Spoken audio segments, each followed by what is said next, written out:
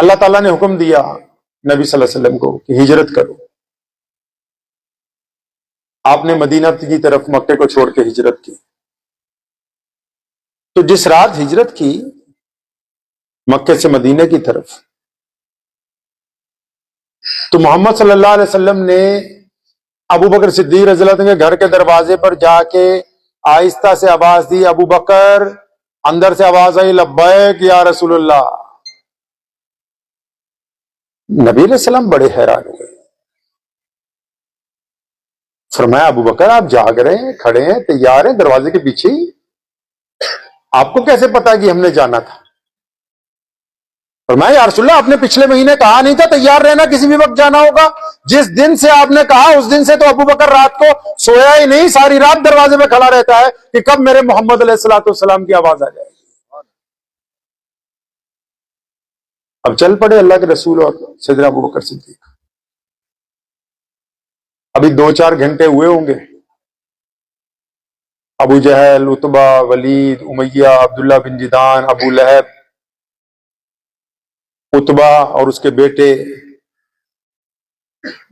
ये सारे के सारे इनको पता लग गया भी मोहम्मद सल्लल्लाहु अलैहि वसल्लम चले गए। बौखला गए, हाई अलर्ट हो गए।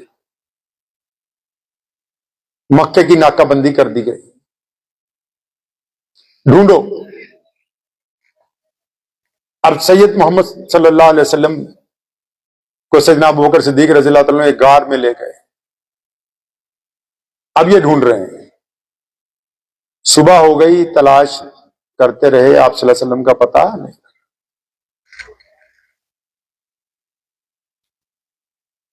चुनांचे दूसरा दिन सारा निकल गया, पता नहीं लगा। फिर रात आई, तलाश जारी रही, पता नहीं लगा। तीसरी सुबह जब हुई, एक मुखबर ने अबू जहल को, जो मक्के का गवर्नर था, उसको जाके ये बात कही कि ये तो नहीं पता लग रहा कि मोहम्मद सल्लल्लाहु अलैहि वसल्लम कहां है, अबू बकर कहां है, लेकिन इतना पता लग गया कि उन तक खाना कौन पहुंचाता है।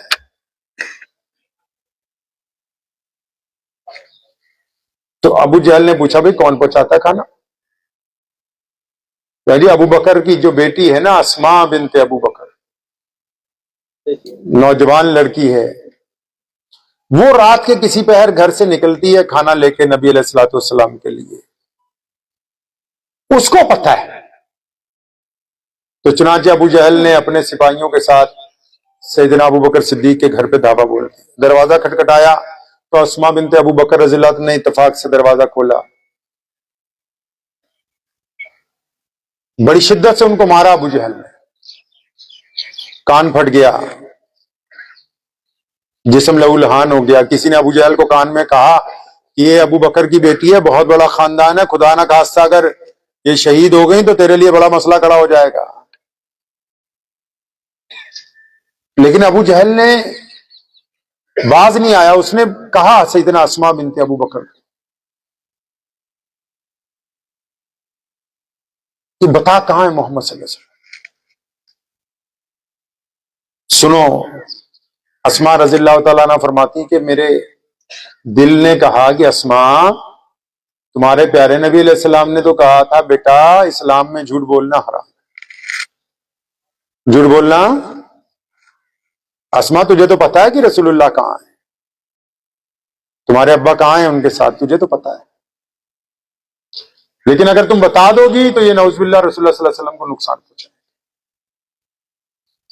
तो इमाम बुखारी ने वो लफ्ज कलमबंद किए हैं सैयदना अस्मा बिनते अबू बकर रज़ियल्लाहु तआला अन्हा के। उन्होंने बड़ी जुर्रत के साथ खड़े होकर अबू जहल से कहा था कि ये मक्के के चौधरी, मुझे रब्बे काबा की कसम है, मुझे पता है कि मेरे नबी सल्लल्लाहु अलैहि वसल्लम कहां हैं, लेकिन खुदा की कसम मैं तुझे बताऊंगी नहीं। तुझ में जितनी ताकत है लगा ले, तू मेरी जुबान से रसूलुल्लाह का पता मालूम नहीं।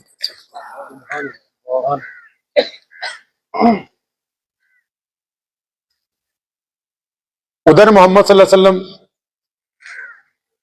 जब मदीने पहुंचे,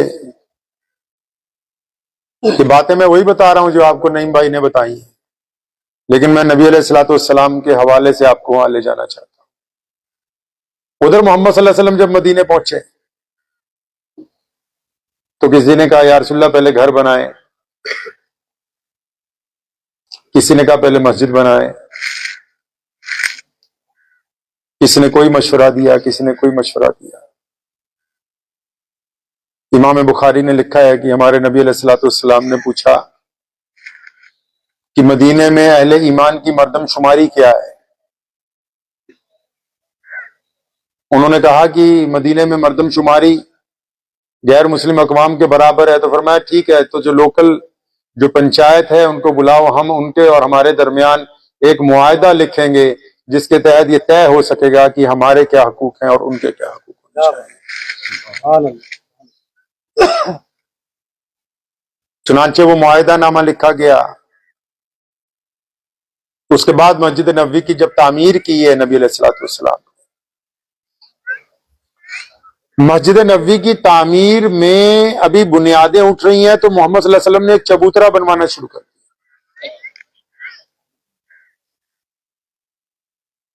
किसी ने पूछा या रसूलल्लाह ये क्या है?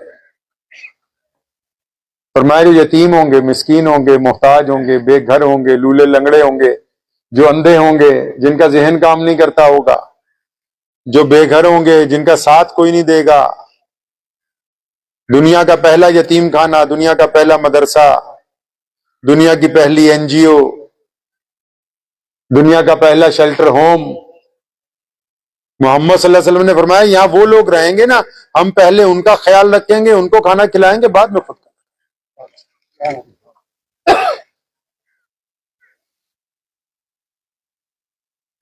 नबी अलैहिस्सलाम ने, आज तो हम अपने अपने निजाम को रोते हैं, प्यारे मोहम्मद सल्लल्लाहु अलैहि वसल्लम ने जिंदगी गुजारने का एक खूबसूरत तरीका दुनिया भर के इंसानों को दिया है। खूबसूरत तरीका। इस्लाम ने दो लफ्जी निजाम कि खुदा और रसूल को मानने वाले लोग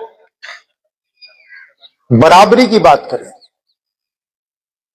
मुसावात की बात करें, ऊंच नीच की बात नहीं करेंगे, दूसरे से नफरत की बात नहीं करेंगे, गोरे और काले में फर्क महसूस नहीं करेंगे। इस काम के लिए अल्लाह करीम ने मस्जिदें अता की, नमाजें अता की, रोजे अता किए। लेकिन आज हम इन चीजों की खूबसूरती को भूल गए। मस्जिद जब हम जाते हैं, वो इसलिए तो नहीं बनाई कि यहां नमाज पढ़नी है, नहीं, वो इसलिए बनाई थी कि जमात से नमाज पढ़े। जमात इसलिए तो नहीं बनाई कि आप लोग आए और नमाज पढ़ के चले जाए, नहीं, फरमाया कंधे से कंधा जोड़ के, कंधे से कंधा इसलिए तो नहीं जुड़वाया था कि बीच में से हवा ना गुजरे, बल्कि इसलिए जुड़वाया ताकि तुम्हारे दिल आपस में मिल जाए, एक दूसरे के दुख दर्द को, तकलीफ को आप समझने वाले। मस्जिद की खासियत यह है, अभी हम लोग आए, नमाज शुरू हो गई, जोहर की जमात हो रही थी, आपने हमें बतौर मेहमान बुलाया, लेकिन जब नमाज शुरू हो गई जोहर की, हमें कहां जगह मिली? 8वीं सफ में जाके दरवाजे के पीछे। ये खूबसूरती है मस्जिद की। तो गरीब हो, मिस्कीन हो, मोहताज हो, पल्लेदार हो, कारीगर हो, जो पहले आएगा वो आगे खड़ा हो। खुदा के घर में कोई चौधरी नहीं है, खुदा के घर में कोई बड़ा नहीं है, खुदा के घर में कोई रईस नहीं है, कोई हसीन नहीं है, कोई अपने ओहदे की वजह से, अपने रुतबे की वजह से किसी की गर्दन फलांक के आगे नहीं जा सकता है। वो सबक देती है मस्जिद बार बार आपको कि देखो, अलग अलग रंग नस्ल से ताल्लुक रखने के बावजूद जब खुदा के हुजूर खड़े होना है तो आप जिस तरह मर्जी खड़े हो जाइए, आप दूसरे से अपने से कमतर ना समझिए उसको। मोहम्मद सल्लल्लाहु अलैहि वसल्लम का जो पैगाम पूरी दुनिया में गया है, आज इस्लाम पूरी दुनिया का सबसे बड़ा दीन है, वो इसलिए नहीं कि हमारे पास ताकत ज्यादा है, तादाद ज्यादा है, नहीं, वो इसलिए क्योंकि मोहम्मद सल्लल्लाहु अलैहि वसल्लम ने इंसानों की दुखती हुई रग को पकड़ा। वो दुखती हुई रग क्या थी? लोग कहते हैं, सरकारें कहते हैं कि आपको रोटी दे सकते हैं, कपड़ा दे सकते हैं, मकान दे सकते हैं, लेकिन मोहम्मद सल्लल्लाहु अलैहि वसल्लम ने हुक्म फरमाया अगर आपको किसी को कुछ देना है तो उसको इज्जत नफ्स का ख्याल रखो, उसको इज्जत बांटो। अगर आप किसी को इज्जत नहीं दे सकते तो फिर आप उसको कुछ भी नहीं दे सकते। ये किस बात की इतनी देर गुफ्तगू कर रहे थे नईम भाई? खोई हुई इज्जत की वापसी की तो बात कर रहे हैं। खा पी तो रहे हैं हम, घर तो आराम दें, गाड़ियां तो अच्छी हैं। दुनिया की तमाम अक़वाम, इस्लाम ये कहता है खुद भी इज्जत से रहो, दूसरों का भी इज्जत से ख्याल रखो। इस्लाम ने इसीलिए इबादत को बनाया, इबादत इसलिए नहीं बनाई कि खुदा राजी हो जाएगा, नहीं, बल्कि इबादतें इसलिए बनाई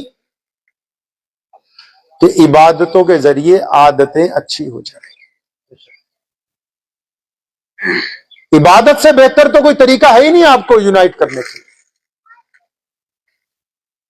अक्सर आप लोग माशाल्लाह फतवे देते रहते हैं आपस में एक दूसरे को।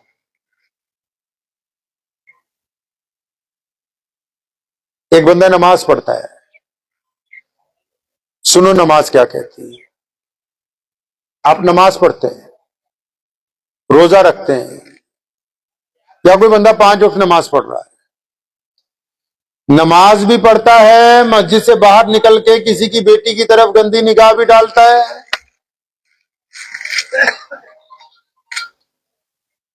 अब बेटी चाहे किसी की भी हो।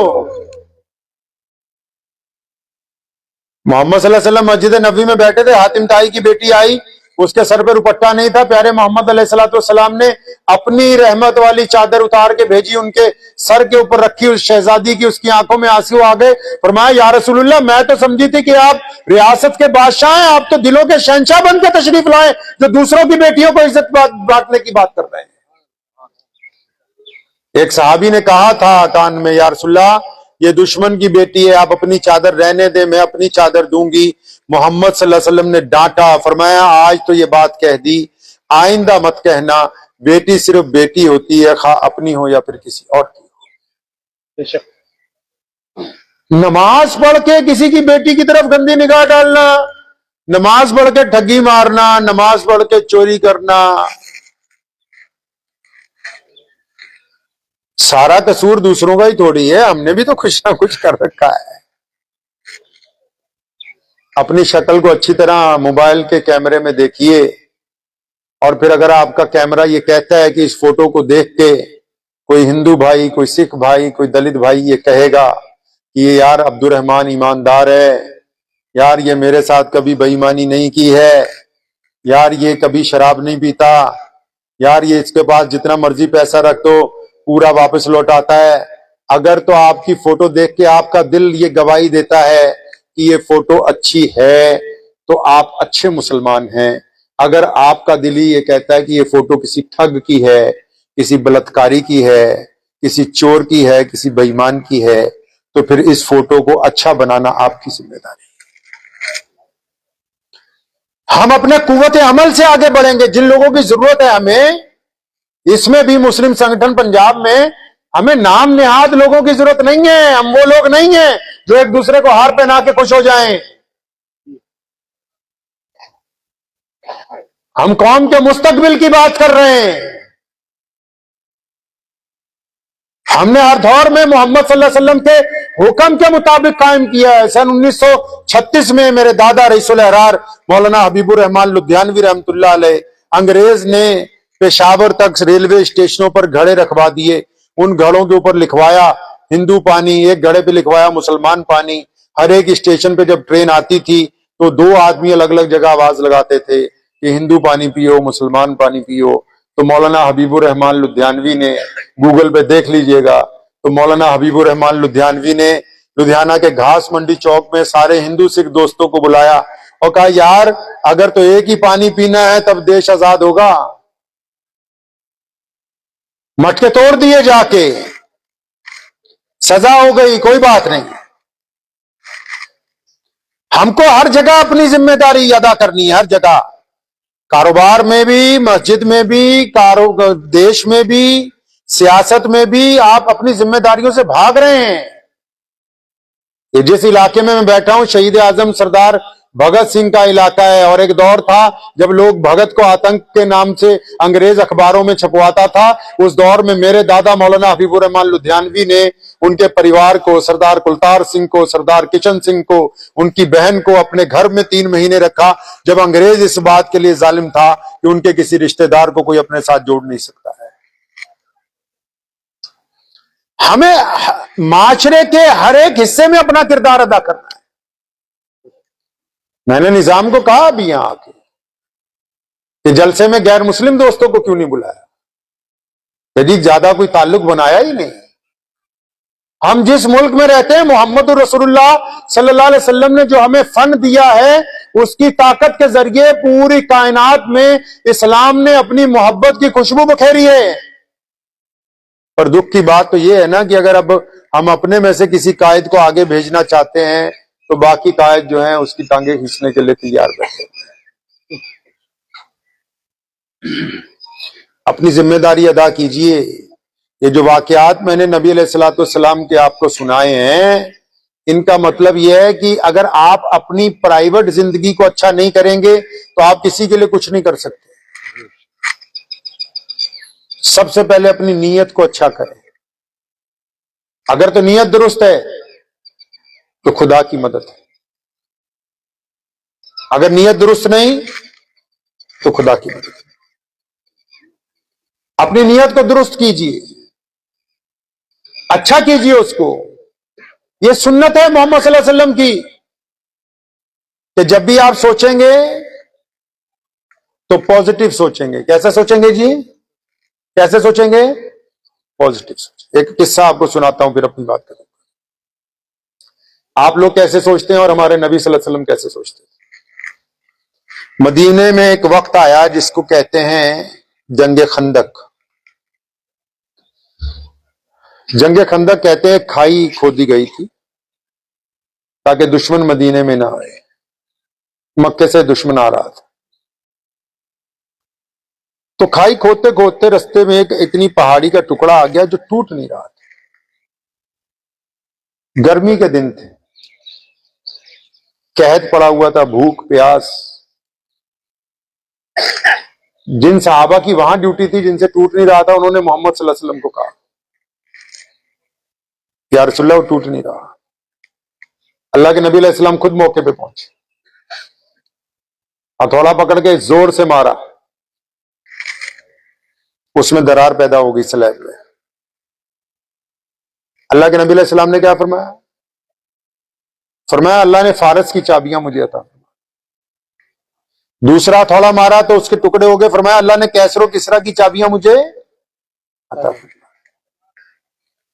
यानी आप हालात देखें, भूख है, प्यास है, कहत है, दुश्मन सिर पे खड़ा हुआ है, वो अपने सहाबा को डांट नहीं रहे, डरा नहीं रहे, बदतरीन हालात में भी अपने लोगों को हौसला देने की बात करते। आप क्या करते हो? अपने घर में क्या करते हो बताओ? कोई बीमार हो जाता है तो उसको डराते हो,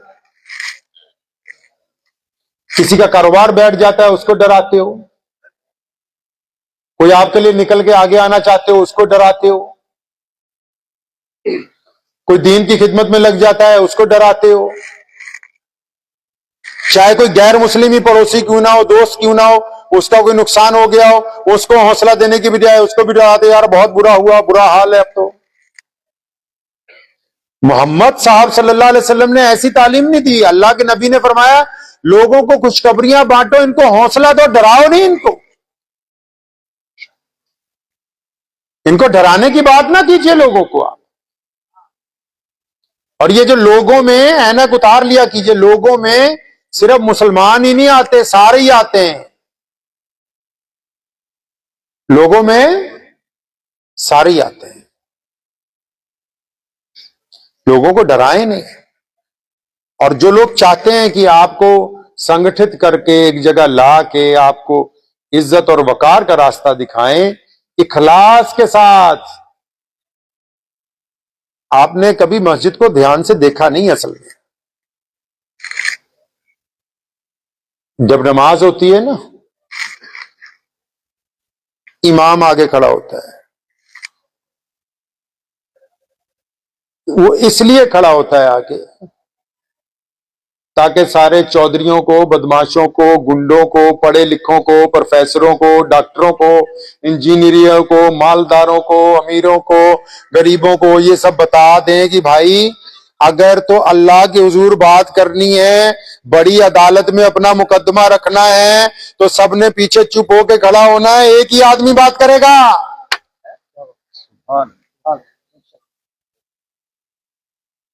तभी तो नियत में कहा कि मैं नियत करता हूं पीछे, हाँ भाई इसका कहना मानूंगा ये जो कर रहा है। आपने तवज्जो ही नहीं दी कभी। आप अगर आप नमाज को ही समझ लें, आपको सियासत समझ आ जाए। नमाज की अदायगी में चूं चरा नहीं है। इमाम कहेगा कि कयाम में रहना है तो आपको कयाम में रहना होगा। इमाम अगर जिस वक्त आएगा रुकू में जाएगा तो आपको रुकू में रहना होगा। जब इमाम कहे जाएगा सजदे में तो आपको सजदे में रहना होगा। जब इमाम सलाम फेरेगा उस वक्त आपको सलाम फेरना होगा। आपको उसकी इताअत और फर्माबरदारी में ही नमाज मुकम्मल होगी। अगर आप इमाम से बगावत करेंगे तो आपकी नमाज नहीं होगी। तो इसी तरह आप दुनिया में सियासत के इमाम से भी बगावत करेंगे तो आपकी नमाज नहीं होगी। हम दूसरों को नहीं कोसते हैं, हम अपनों की बात करते हैं। क्योंकि मोहम्मद सल्लल्लाहु अलैहि वसल्लम ने हमें सिखाया, हम अपनी खूबियों के बल के ऊपर। आपको पता है इस्लाम दुनिया का वो खूबसूरत मजहब है जिसने कभी किसी मजहब, किसी धर्म के खिलाफ कोई बात नहीं की। इस्लाम कहता है अपनी बात करो, अपनी खूबी की बात करो, अपने तरीके की बात करो, अपनी मोहब्बतों की बात करो। अब आपको यह देखना है, क्या आप मोहम्मद सल्लल्लाहु अलैहि वसल्लम के मुताबिक खरे उतरते हैं? मोहम्मद अलैहिस्सलातु वस्सलाम चाहते हैं कि बच्चे वक्त पर तालीम हासिल करें। मोहम्मद अलैहिस्सलातु वस्सलाम चाहते हैं कि जब जवान बड़े हो जाएं तो वो कारोबार के अंदर लग जाएं। मोहम्मद अलैहिस्सलातु वस्सलाम चाहते हैं कि जब वो इमाम के पीछे हो तो उसकी इक्तदा करें, वो अपने अमीर की भी इताअत करने वालों में शामिल हो। मोहम्मद अलैहिस्सलातु वस्सलाम चाहते हैं कि आप दूसरों की मदद करने वालों में शामिल हो। नबी अलैहिस्सलातु वस्सलाम ये चाहते हैं कि गैर मुस्लिमों के साथ आपके ताल्लुकात बहुत बेहतरीन हो। अब ये देखना है कि क्या हमारी अपनी जो जिंदगी है वो नबी अलैहिस्सलातु वस्सलाम के हुक्म से मेल खाती है कि नहीं खाती। कुछ तब्दीली लाइए, लाएंगे इंशाअल्लाह ताला। नमाज से सीखें दीन की ताकत। आप तो सिर्फ नमाज को इबादत का जरिया समझते हैं। नहीं नहीं, हज बैतुल्लाह जब होता है पूरी दुनिया की बड़ी बड़ी हुकूमतें खौफजदा हो जाती हैं। इस वजह से नहीं कि लोग बहुत ज्यादा जाते, नहीं, इस वजह से कि वो डिसिप्लिन आला था, मोहब्बत, एक दूसरे का खुलूस, प्यार। हमें भी तो देखना है। इस मुल्क में 1000 साल की हमारी तारीख है। मुल्क की जंग आजादी में हमने कुर्बानियां दी हैं।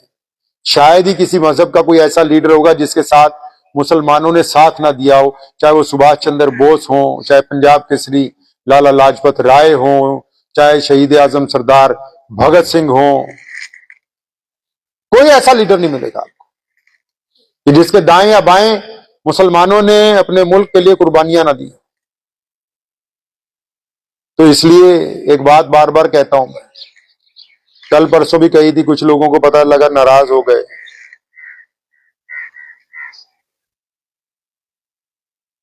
मैं परस्ती ने हमें मार दिया है। शैतान ने, अल्लाह ने जब आदम अलैहिस्सलाम को बनाया, सारे फरिश्तियां को इकट्ठा किया, फरमाया इज्जत करो। सबने कहा लब्बैक। शैतान अड़ गया। उसने क्या कहा, छोटी सी बात, उसने कहा या अल्लाह मैं तो इससे आला हूं। एक छोटी सी बात कही थी शैतान ने कि मैं आदम अलैहिस्सलाम से, अल्लाह ने निकाल के बाहर मारा अर्श से। अल्लाह को मैं नहीं पसंद, लोगों के लिए, वरना ये पसंद तो इतनी है कि अल्लाह ने अपना नाम रखा हुआ है अल मुतकब्बिरु, कि मैं तकब्बुर करने वाला हूं। कौन? अल्लाह। लेकिन हम में से कोई कहे जो मैं इतना जी है जी, तो वो बात अल्लाह को नहीं पसंद। हम इकट्ठे क्यों नहीं हो पाते? इत्तेफाक क्यों नहीं बन पाता? क्योंकि हमारी अना बीच में फंसी हुई। सहाबा किराम रज़ियल्लाहु तआला अजमईन की जमात क्यों कामयाब थी? बिलाल हबशी जब अजान देने के लिए बैतुल्लाह की छत पर चढ़े तो सेहन में शहजादा मक्का सैयदना अबू बकर सिद्दीक रज़ियल्लाहु ताला अन्हु, रईस मक्का सैयदना उमर बिन खत्ताब रज़ियल्लाहु ताला अन्हु और वहां के दौलतमंद रईस सैयदना उस्मान ज़िन्नुरैन रज़ियल्लाहु ताला अन्हु और वहां के शेर मौला अली शेर खुदा रज़ियल्लाहु ताला अन्हु और वहां के अरबपति मौलाना सैयदना अब्दुर्रहमान बिन औफ रज़ियल्लाहु ताला अन्हु और अमीनुल उम्मत हजरत अबू उबैदा बिन जर्राह रज़ियल्लाहु ताला अन्हु, रसूलुल्लाह के चचा सैयदना अब्बास रज़ियल्लाहु ताला अन्हु, मुसलमानों का सबसे बड़ा जर्नैल सैयदना खालिद बिन वलीद रज़ियल्लाहु ताला अन्हु, इतने और सैयदना अबू जर गफ्फारी जो फुकराए सहाबा में से हैं, वो सारे के सारे मौजूद हैं। और जब कहा गया कि बिलाल अजान देगा, सबने अपनी गर्दनें झुका ली। इस निसार की वजह से, इन मोहब्बतों की वजह से इस्लाम आज यहां तक पहुंचा है। असी फंस जाने कि यार मेरी फोटो बीच में है कि नहीं? नहीं, तेरी नहीं आई है। नहीं आई।